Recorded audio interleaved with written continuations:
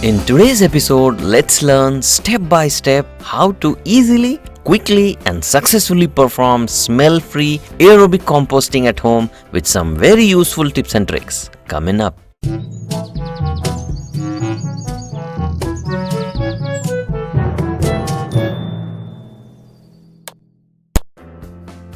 In our previous 3 episodes, we discussed on the fundamentals of composting, including the types of composting, the C/N ratio, and demonstrated the anaerobic or bokashi composting method step by step. You can find links to those episodes in the description below or at the end screen of this episode.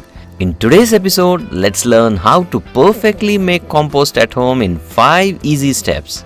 Step 1 is choosing your container. There are many ways to compost. You can either use an open pile composting method or use a compost bin. Open pile composting or using a simple chicken mesh boundary is the simplest way to start, but it has its own disadvantages. The best way to compost at home is use a compost bin. Bins have the advantage of being neat, keeping animals, rodents and insects away and also preserving heat. You can build your own DIY compost bin from some plastic buckets or even drums or barrels.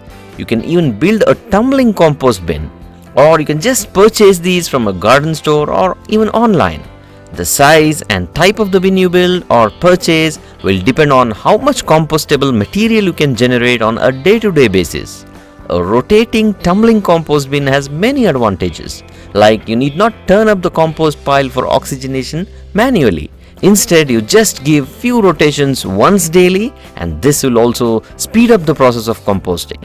The twin drum compost bin has an advantage of providing continuous supply of compost. Like when one drum is full, you leave it for a few weeks from final maturation and then start adding materials into the second bin, and then repeat this process to get a continuous supply of compost. Then step 2 is choosing the location. For conventional pile composting, a sunny location and a flat surface on the soil is better. For drum composting, or even if you're using a tumbling composter, this is not so crucial. However, keep in a place which is open with good air circulation. And also keep in mind there is a liquid leak below the compost bins. This compost stick can be collected, and this makes a very good liquid fertilizer for plants if used in adequate dilution. Then step 3, adding greens and browns. This we have discussed in detail in episode 2 of our composting series. For greens and kitchen waste recycling, you can add them daily to your compost bin along with the browns. If your daily collection is too little, you can store in refrigerator and then add to your compost bin.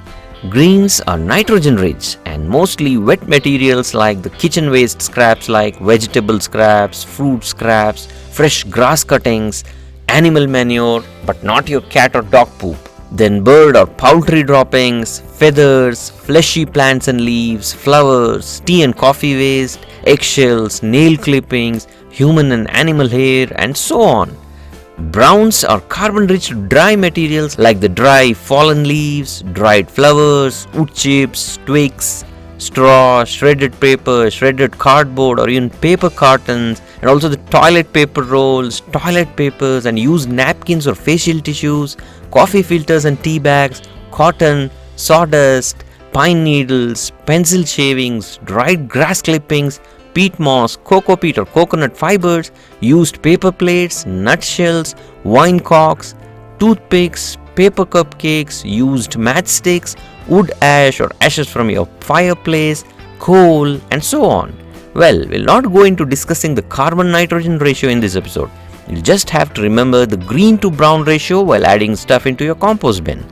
As a general rule, a 1-to-1 ratio works well with the add-as-you-go pile, as well as for the batch pile, and is very safe for beginners. This will aid you in creating about 50-to-1 C/N ratio, adequate enough to get a warm pile.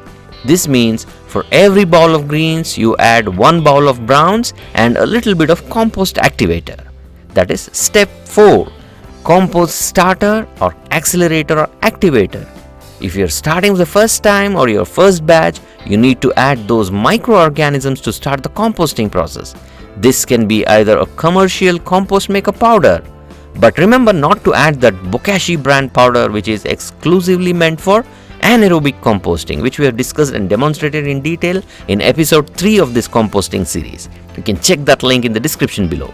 So, you can add this powder like 1 or 2 teaspoons or as recommended in your packet, and every time you add greens and browns, and then rotate the tumbler or turn your compost a few times for good oxygenation. If you have a half-finished compost or even a fully finished compost or even decomposed cow dung, this can be added as a starter. You can also add the finished compost from your bokashi bucket into this aerobic compost bin. Then step 5 is maturation and harvesting. When the bin is about 70 to 80% full, stop adding further waste into it and leave it on for 6 to 8 weeks for compost cooking and final maturation. But make sure you tumble the compost bin on a daily basis, or if you're doing the compost pile method, you need to turn the compost pile every other day for proper aeration. Otherwise, it will develop foul smell and fail. If you're getting a sweeter, pleasant smell, then everything is going good. After 6 to 8 weeks or even more, you can collect your final compost and use this pure fertilizer for your plants. You can leave about 10% into the bin, which acts as an accelerator or the starter for the next batch. Finished compost will be dark, crumbly, and smells like earth. You can watch all videos on this composting series starting from the basic principles from this new series playlist circled right here. Please like, share, and comment below with your feedback and queries. Happy gardening!